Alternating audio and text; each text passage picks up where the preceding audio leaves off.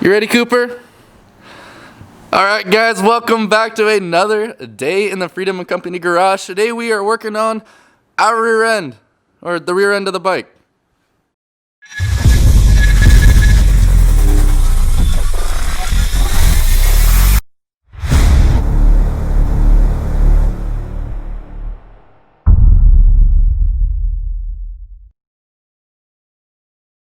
And before we get started guys, we listen to your comments, so we do look at what you guys say. And on our radiator, we added a bleed port all the way at top of our water cooling system. So this is the highest point, and this is where we have been filling and bleeding from. There's no higher water passage in this engine above this petcock and this fitting here. So that helps with bleeding this whole system.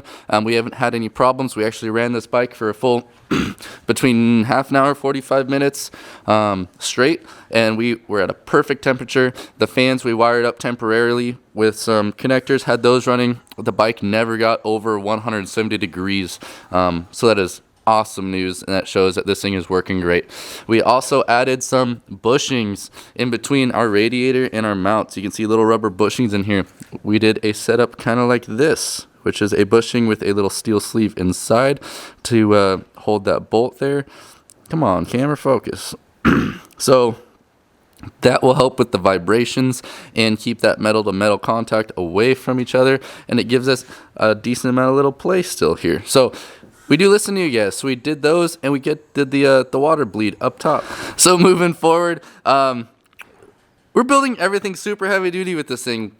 Heavy duty frame, like we're going all out. And so when it came back to here, we know we already built this extension for our swing arm to run this little 12mm axle, but we got to thinking we don't want to run that just because everything else is so robust. So we're ditching the 12mm axle and the swing arm, and we're going to a 20mm axle.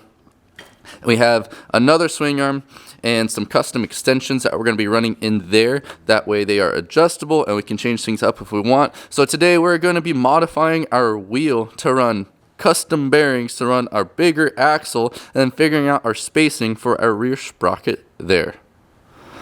So for this, we are going to go ahead and pull the rear wheel off. I'm going to start die grinding the center hub to fit our new bearings. Well, not the bearings. The bearings fit perfect in here. So let me clarify that those are a perfect fit. But in between, we need the spacer in between the bearings, so we don't crush the bearings when we tighten down our axle. So we need to die grind the center hub of the wheel out to fit this spacer, and then put our bearings in, and then our axle. So I'm going to be working on that, and Paul is going to go ahead and take our rear swing arm off and get our new one put in with their extensions, and that way we can start playing with our axle setup.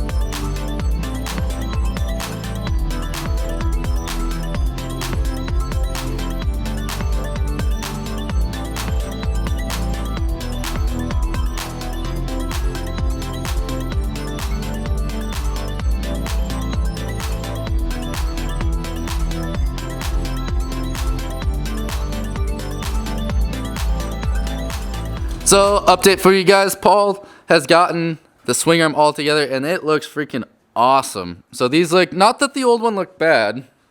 So you can see that we welded our own extensions in and they turned out decent. I mean, those were from the old Grom swing arm and we're going to use a Grom axle, so it worked out pretty well. But now with the bigger axle, we have to go through a bigger extension, and these things look amazing. These things are from Extreme Creations.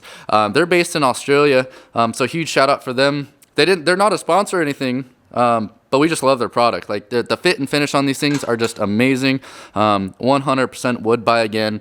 And when we start working on the FZ09 over here and that bike as well, I'll definitely be getting a set for this when the time comes. So shout out for them just for having an awesome product. Well worth it. So these things look awesome. Everything's back together. The rear sets fit perfect again. Everything looks good with our exhaust. All our clearances are good to go. And with that, we got our wheel all bored out. So the center bore of this wheel was way too small to fit this spacer in there.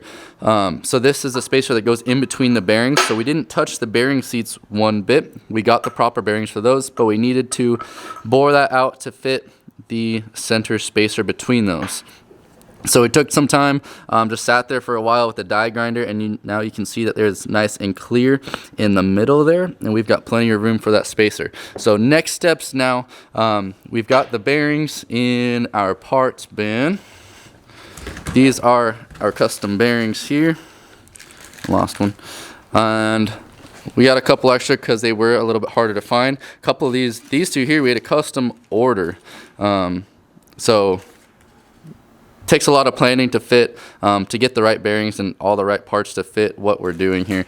Anyways, these go in here, and then our axle, or our spacer, and then the other bearing on the other side. So what we need to do is trim this to fit, which would be the length of the stock Grom one. So we're going to compare that size and then cut this one to fit, and then stuff it all in there, put our bearings in, put our axle through, then we can put our wheel on our swing arm. So yeah, we're just gonna get to it and let you guys watch.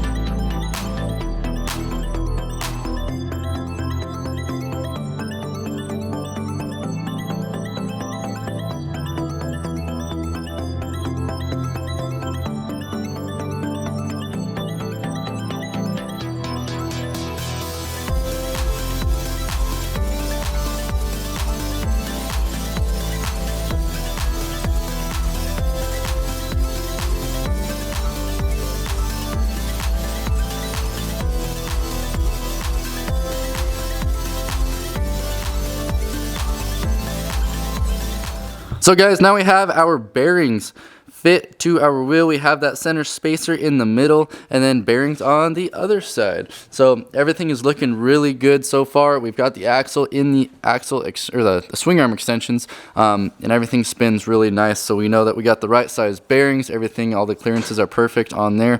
And then we have a good 4 inches of adjustability if we want to start further forward, and then if it's still too much to handle, we can scoot it back further as well. So next steps now are we are going to play with our cush drive. So we have the rubber bushings that go in here.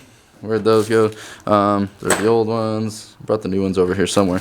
Anywho, we've got some new ones of those, and then we're gonna pop this bearing out in here because this is still for a 12mm axle, and then we've got some new other custom bearings that go in here to accommodate that larger 20mm axle as well.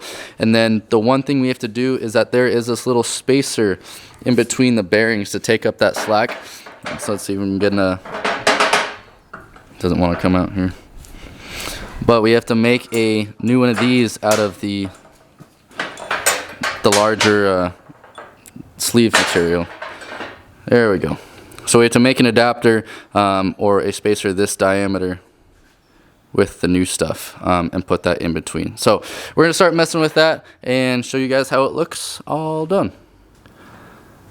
Guys, we've done it. We have the first heavy duty axle on a Grom wheel. So like we said before, we were running a 12mm axle. Now we're running a 20mm axle. That's almost twice as large. You can see we've got a sprocket on here. We've got our brake caliper bracket on as well, and we have the spacing figured out for our wheels, so we're nice and centered on the bike there. All of our hardware is lining up for our brakes here. We're still undecided on what size rotor we want to run. I think what we might see what we can do is take the, I think the bolt pattern is the same for both of these wheels, so we can take the front rotor, put it on the rear, and then run the master cylinder and a larger rotor with a Grom caliper or a Brembo caliper.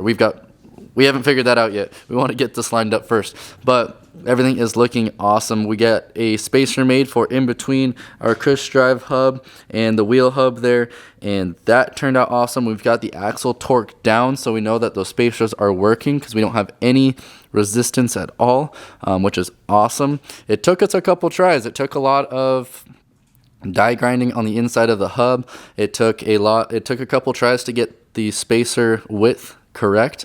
The first one we tried that was in our cush drive hub was just a little too short, so when we tightened the axle down, it was putting a side load on the bearings, which is no bueno. All right, y'all, so we got the bike off of the stand. Everything's all tightened up, and you can see this thing is awesome. This is the first time it's been a true roller, so that is actually really exciting. We have the rear arm adjusted kind of probably 2/3 of the way back. We need to get a couple shorter bolts from there so we can slide that forward still a little bit more. We're going to start with it as far forward and then move it back as we need it, as well as that gives us the adjustability for when we end up swapping sprocket sizes to make up the difference in diameter. But here it is. So you guys saw it by itself, and now we got our other Grom sitting out here just for a size comparison. So we've got the rear wheels lined up perfectly with each other on this garage floor crack. And so you can see the Grominator is about 6 inches longer, which is exactly what we wanted. And other than that, it is actually a little bit smaller than the stock SF Grom that we've got. So all stock suspension, and we just have the headlight and the lever, stuff like that. Other than that, it is bone stock. But yeah, we are super happy with how this thing is turning out. We've still got plenty of ground clearance down here, and then we still have to put our stiffer shocks in the front, and I think we're actually going to add a little bit of preload in the rear to help stiffen that up as well. But this was just to give you guys a kind of a size comparison between the two, and as of right now, we are super stoked with how things are looking.